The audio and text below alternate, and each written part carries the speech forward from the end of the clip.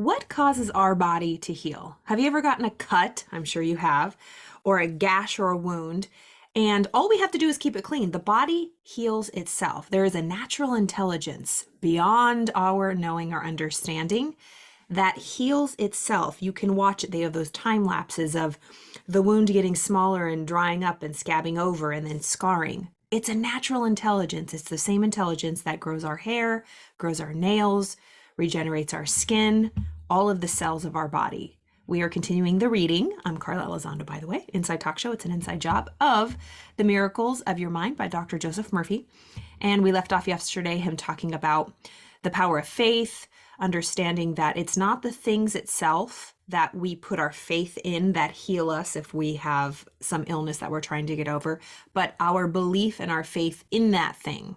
But the true power is coming from within, and it's from our subconscious mind that heals us. He is saying that our subconscious mind, the part of our mind, we have the thinking conscious part and we have the subconscious feeling part. In this subconscious mind is that intelligence, that infinite intelligence that runs our body, It's beyond us. He goes on to say, we realize that remarkable healings take place through chiropractics, medicine, naturopathy, and he goes on to say that the faith is a major healer. Notice how it heals a cut on your face caused by shaving. It knows exactly how to do it, how to heal it. The doctor dresses the wound. He says, nature heals it. Nature refers to the nature, that natural law of the subconscious mind, or self-preservation, which is the function of the subconscious mind. The instinct of self-preservation is the first law of nature. Your strongest instinct is the most potent of all autosuggestions. What is an autosuggestion? It's a suggestion from yourself to yourself. Mantras, affirmations. We're autosuggesting all day long. Affirmations and mantras are really popular. Some people say, oh, positive affirmations, those don't work. I tell myself I'm a millionaire, but really I'm broke, and I don't believe it. My mind says, yeah, right. The truth is we are auto-suggesting to ourselves 24/7. It's our self-talk, our mental diet. What are you suggesting from yourself to yourself? What do you think about yourself? Who do you say you are? What are the conversations like in your mind? What are you suggesting to yourself? We are constantly affirming to ourselves. We are auto-suggesting. And by our thoughts, as we've learned, what we're entertaining, our thoughts and our conscious thinking mind, and we drop it into our emotions, let it get under our skin, into our subconscious mind, envelop the thought or that conversation with feeling in our heart. It'll drop down into our body. That's the next step. Once it's here, it's coming out. This is the seed, this is the garden. Once it's in the garden, it's coming out and it will bear fruit. What are you getting emotionally involved with? So autosuggestion is the strongest of all things. You have just learned that you can induce disease in your own body or that of another through autosuggestion in defiance of your natural instincts. It is perfectly natural and obvious that suggestions in harmony with instinctive autosuggestion would have greater power. Okay, let's read that again. I didn't really get that. You have just learned that you can induce disease in your own body or that of another through suggestion in defiance of your natural instincts. It is perfectly natural and obvious that suggestions in harmony with instinctive autosuggestions would have greater power. Okay. Okay, Joseph Murphy. It is easier to maintain and restore health than it is to bring about sickness in the body. Is that true? It is easier to maintain and restore health than it is to bring about sickness. I'm sure it's easier on us because it sucks when we are just banging up around of, thinking about sickly thoughts and feeling sick. The faith that brings about healing is a certain mental attitude, a way of thinking, an inner certitude, an expectancy of the best. That is so true. The faith that brings about healing is a certain mental attitude. Mental attitude. Attitude? That is such a powerful, powerful word that I think we highly undervalue. Attitude. What is your attitude? Do you have a good attitude? Do you have a bad attitude? Good attitude, good result. Bad attitude, bad results. What is your attitude? What does it take to throw you off of your attitude to a negative?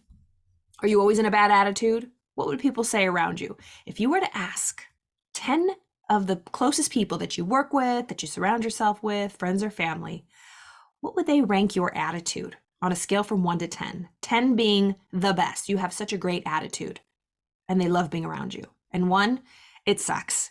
People run the other way when they see you. What would they rate you? What would you rate yourself on a scale from 1 to 10 in attitude? All right, so attitude, a way of thinking, inner certitude, an expectancy of the best. Okay, do you expect the best? We talked about that yesterday. In the healing of the body, it is, of course, desirable to secure the concurrent faith of both the conscious and subconscious mind. However, it is not essential if the person will enter into a state of passivity and receptivity by relaxing the mind and body and getting into a sleepy state. This is a very common practice, or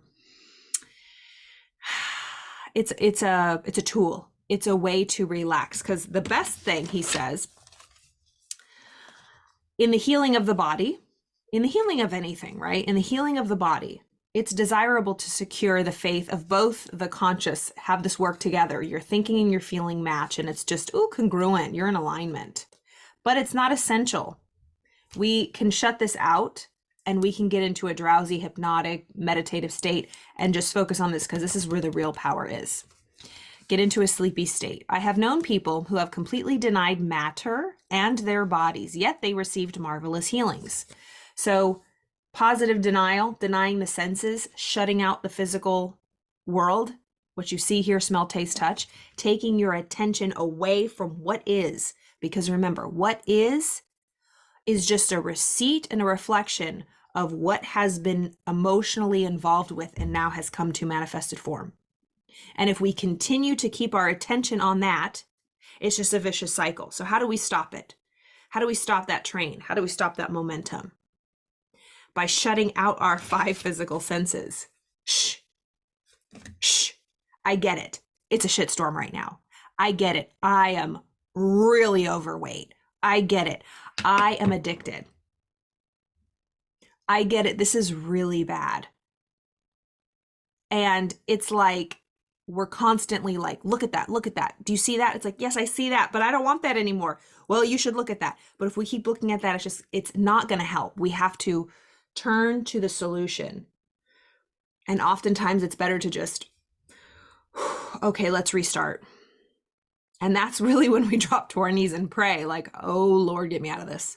Or help me, somebody help me. I need to change something. We have to take our eyes off, deny the senses. And that's a new beginning point. That can really start the change. So he's saying, I have known people who have completely denied the senses, denied matter and their bodies, and received marvelous healings. I have known others who said the world was real, that matter was real, and that their bodies were real. They likewise have had wonderful healings. The point is that any method, any technique or process you may use, which will bring about a change in the mind or new mental atmosphere, is legitimate. I like that, Joseph Murphy. So he's saying, I've seen people who completely are in denial. They shut out the 5 senses. They refuse to look, and they receive healings. And then there's other people who did look at it, and they likewise had wonderful healings. The point is that any method, any technique or process may be used which will bring about a change in the mind or new mental atmosphere is legitimate. Results will follow. Healing is due to a change in mental attitude or to a transformation of the mind. Ooh, okay.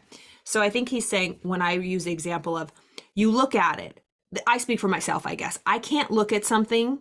It's difficult. I have before, but say for debt, and I've been in some serious money struggles before, it makes me sick. if I ruminate on it and I look at it and I cannot get over it, get past it. It just causes more. I have to relax. I have to step back. I have to deny what's going on and focus on a different direction. But he's saying that some people can look at it. Whew. Everybody's different. I guess he's saying everybody's different. Every, method is legitimate. And it's just about the attitude. Can you change your attitude about something by looking at it? Or do you have to look away? I guess at the end of the day, know what's right for you. Know what technique works for you. Paracelsus said, whether the object of your faith be true or false, you will nevertheless obtain the same effect. Whether the object of your faith be true or false, you will nevertheless obtain the same effect, like placebo. Thus, if you believe in the bones of saints to heal, or if you believe in the healing power of certain waters, you will get results because of the powerful suggestion given to your subconscious mind. We talked about this. I was talking about Lourdes, France. Those healing waters, people travel from all around the world because those waters are said to have healing powers because miracles took place there. Is it the water or is it people's faith? I think Joseph Murphy is saying it is the people's faith. It's the faith we put in it, because someone else who doesn't believe is like, yeah, I don't believe all this water stuff. It won't work for them because they don't have faith and they don't believe. So I guess it's kind of like, it's superstitious rituals at the end of the day. When some people have to wear their lucky hat or their lucky socks. Is it a lucky hat or socks? I think it's the attitude and the faith that it induces within them. It's not about the shirt. It's about the thoughts that shirt, lucky shirt, produces. This is good. Okay, so it's the powerful suggestion that we give to our subconscious mind, not the thing that does the healing. The witch doctor with its incantations heals by faith also. Any method which causes you to move from fear, worry to faith and expectancy will heal. I love that. Any method which causes you to move from fear and worry to faith and expectancy will heal. Anything that'll get you there, anything that'll get you out of worry and fear and into faith and expectancy, do it. Do it. It'll work. Whatever works for you. What works for other people might not work for you. You have to go within and find what works for you. True scientific mental healing is brought about by the combined function of the conscious and subconscious mind, scientifically directed. Oh, this is good. All right. We'll leave it there. I hope you enjoyed that. We are growing, team. We have, I think we're at 236 subscribers now here on this channel. I'm really excited. I'm so grateful.